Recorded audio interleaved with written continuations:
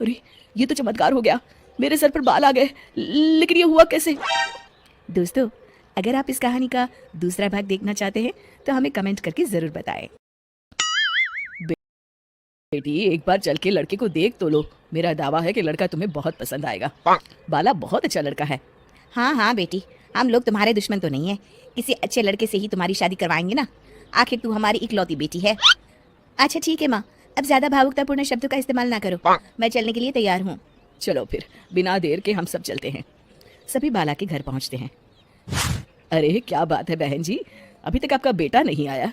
जी बस आता ही होगा। तभी वहां बाला आता है। लो जी, आ गया मेरा बेटा। ये लोग तुझे देखने आए हैं और ये इनकी बेटी नम्रता है। बाला के सर पर बिल्कुल बाल नहीं होते। ये देख नम्रता और उसके परिवार वालों की आंखें फटी की फटी रह जाती है। ये तो टकला है। हे भगवान, माँ पिताजी, आप दोनों एक टकले से मेरी शादी करवाने वाले थे। अरे ये तो पूरा उजड़ा चमन है। देखो बेटी, इस तरह किसी का मजाक उड़ाना गलत है। किसी के बारे में इस तरह की बातें नहीं करते। बालों का क्या है, वो तो आते जाते रहते हैं। लड़का टकला है तो क्या हुआ, इंजीनियर है, अच्छा खासा कमाता है। आप चुप रहिए जी। इसकी तरफदारी इसलिए कर रहे हैं क्योंकि आपके भी सर पर बाल नहीं है। मैंने तो आपसे शादी कर ली, मगर मैं अपनी बेटी की शादी एक टकले से बिल्कुल नहीं करवाऊंगी। अरे ये क्या, कब से आप लोगों ने टकला टकला लगा रखा है? और माफ करना, तुम भी कोई हूर की परी नहीं हो। तुम लोग मेरे घर में आकर मेरी ही बेइज्जती कर रहे हो। निकल जाओ यहाँ से। हाँ हाँ तो जा रहे हैं ना, हमें भी यहाँ रुकने का कोई शौक नहीं है। नम्रता और उसके परिवार वाले उठकर वहां से जाने लगते हैं। तभी नम्रता का छोटा भाई जाते जाते कहता है, टकला। तेरा बाप टकला। और इस तरह बाला का रिश्ता टूट जाता है। फिर एक दिन सड़क के किनारे एक आदमी घूम घूम कर कंधी बेच रहा होता है।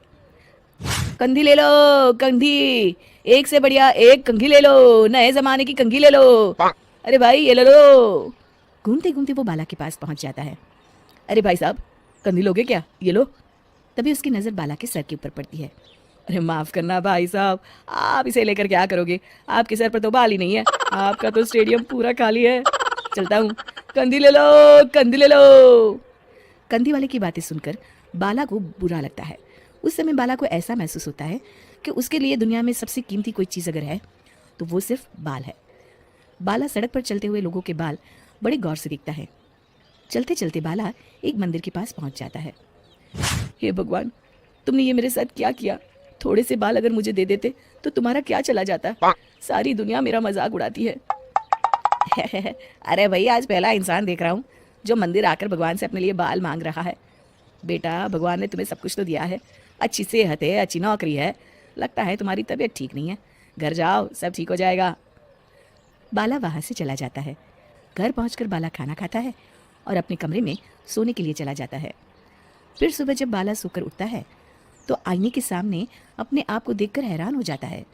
बाला के सर पर एकदम घने बाल आ जाते हैं। बाला खुशी से झूम उठता है।